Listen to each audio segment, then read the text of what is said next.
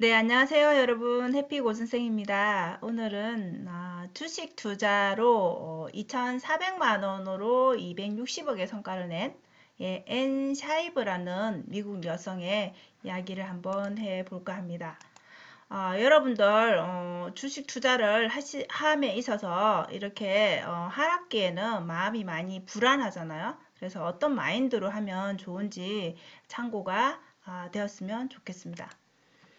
자, 우리는 대부분 개인 투자자입니다. 여러분들, 제가 이분의 이야기를 해드리는 이유도, 이분도 너무나, 미국 여성, 유대인으로서 평범한 직장 생활을 하셨다라는 거죠. 51세에 퇴직을 하셨고요.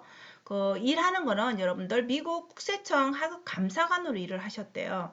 그래서 51세에 퇴직을 하고 101세에 사망하는 그 순간까지 계속 이 주식 투자를 하신 거죠. 그래서 주식을 사고 팔고가 아니라 계속적으로 사 모으셨다라는 거죠.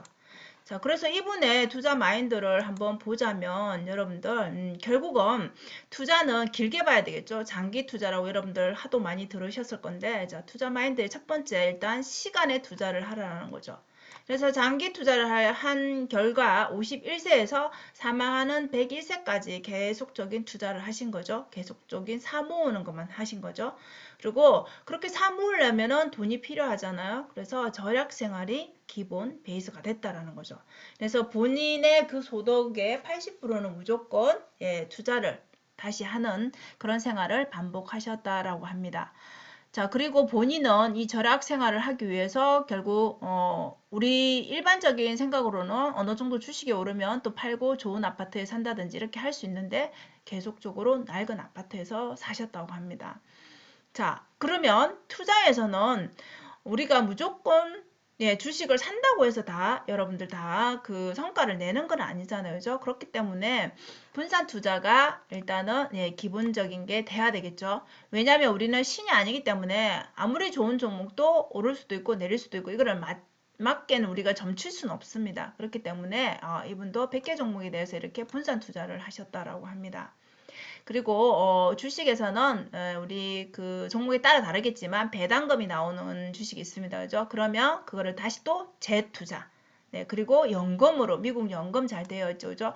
연금으로 받는 일부를 또 적립식으로 투자. 이런 식으로 이분의 투자 마인드는 결국 시간에 투자를 하고 절약 생활도 해야 되겠죠. 그리고 결국은 이렇게 된 결정적인 그게 물론 이거 다 해당되는 부분이지만 결론적으로는 이렇게 복리 효과가 더 배가 된 거죠.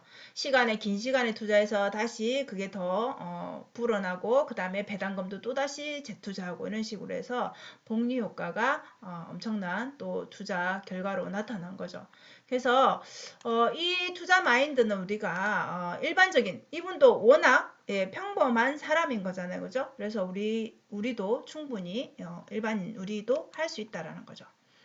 자, 그러면 우리 많은 책에서나 영상에서나 이런 우리가 주식 관련해서 검색해 보면 역사는 반복이 된다 이런 말을 많이 씁니다. 자, 그러면 이분도 역시 투자하는 그 기간 내에 이분이 사셨던 그 기간 내에 경제적인 거는 위기 큰 문제가 없었을까?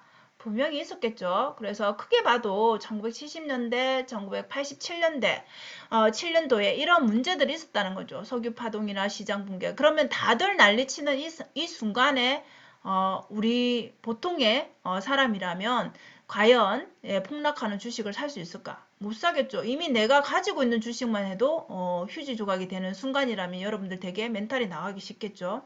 그럼에도 불구하고 이분은 계속 이런 걸 다 견뎌내고 꾸준하게 매수를 한 거죠.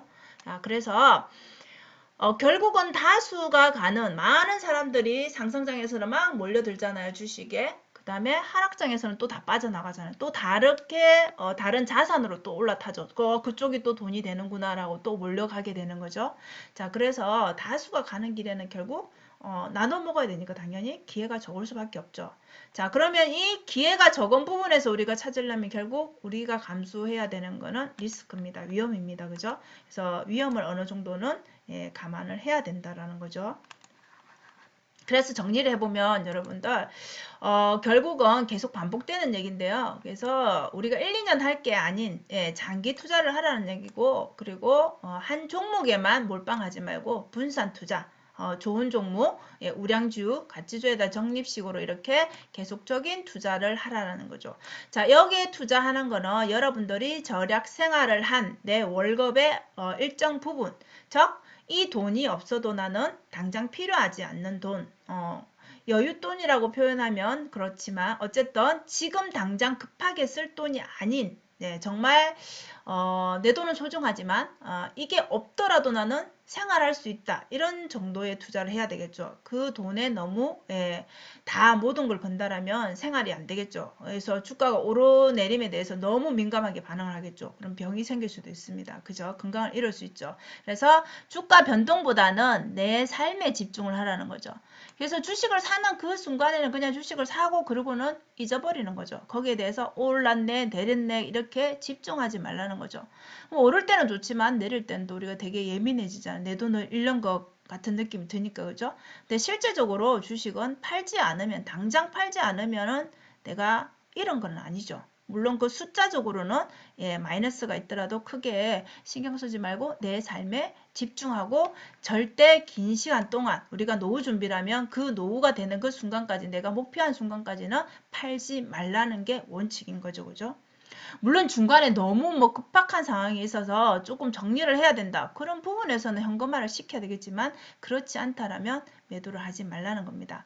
결국 이런 분들은 돈을 이렇게 많이 또 벌어서 이걸 다 본인이 다 노후에든 뭐든 이렇게 막 쓰는 게 아니라 보면 대부분은 또 이런 분들은 사후에도 이렇게 좋은 일을 하시고 가시더라고요. 그래서 정리를 해보면 여러분들 이렇습니다. 투자는 반드시 필요한 것 같고요. 그 시간이 좀 더 빨리 시작되면 더 좋을 것 같고요. 그리고 이렇게 주식은 특히나 작은 돈으로도 투자가 가능하기 때문에 긴 시간을 보고 이렇게 적립식으로 모아가는 게 답인 것 같고요.